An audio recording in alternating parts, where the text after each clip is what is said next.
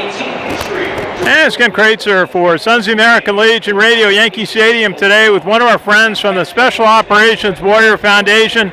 That is the president of the organization, Joe Maguire. And Mr. Maguire, good to see you. What's it like for you to come up to Yankee Stadium today? Well, Ken, I tell you what, it's always a thrill. I grew up in New York City. As a little kid, I used to go to about 20 Yankee games. I used to sell beer at Yankee Stadium when I was in college. I've had an opportunity to throw the ball out here in the past, but every time you come into the house that Ruth built, it's always a thrill, and we always feel so honored that the Yankees are so generous to the Special Operations Warrior Foundation and to all the United States military today to take the time to honor America's military in one special day at Yankee Stadium. Absolutely. Now, I know you were a Vice Admiral in the United States Navy. I got to ask every veteran we talked to, tell us a little bit about your career, some of the highlights of your service in the U.S. Navy. Well, I spent 36 years in uniform, 34 of those years as a Navy SEAL.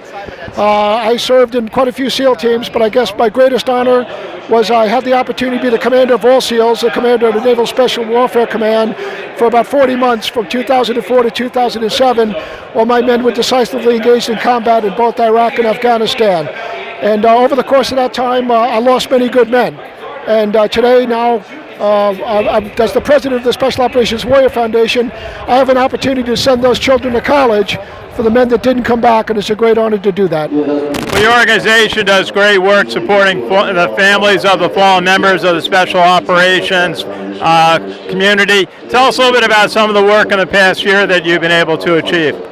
Well, I tell you, Ken, we've been very, very busy at the Special Operations Warrior Foundation. Unfortunately, our nation is still engaged in combat, and the Special Operation Forces are at the tip of the spear. They're in Libya, Syria, Iraq, Afghanistan, Somalia, Nigeria, and so many other trouble spots. So far, in this year alone, we've lost 26 special operators, and we've gained 41 children in the foundation. So our work is never done. We anticipate getting about 60 children this year, so the need continues. And to me, Americans do a great job of recognizing our military, and when they see them say, thank you for your service. When I mention to people as the president of the Special Operations Warrior Foundation, if you want to say thank you for your service to someone, say thank you to someone who can no longer hear you because they're buried in a national cemetery somewhere in America, but their wives and their children can hear you. So put your money where your mouth is, make a donation, and help send one of these people's children to college. And I just am so thankful that we have so many Americans around the country that are willing to do that. We'll have 160 children in college this year alone, and 700 more to send, so our big bill is yet to come. But I'm really thankful that we have so many generous folks, to include the New York Yankees, who make their college education possible for the children of fallen special operators. Admiral, what's the best part of helping to lead this very important foundation? Well, the best part is just seeing these young people succeed in life. And, you know, as I said, we have 160 children. We've got over 300 college graduates, but the best part is I firmly believe that one of these children is going to help change the world.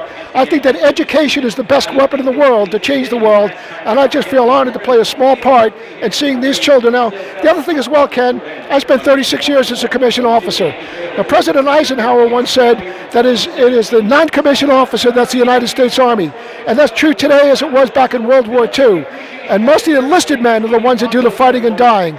So the children that we send to college, more often than not, are the first people in their family ever to attend college. And I tell you, we have one of the young women here today, Caitlin Cartler, whose father was the pilot in Extortion 1-7. And it was her father's dream to send her to college. And this year, she's graduated from Baylor with distinguished graduate of Baylor University.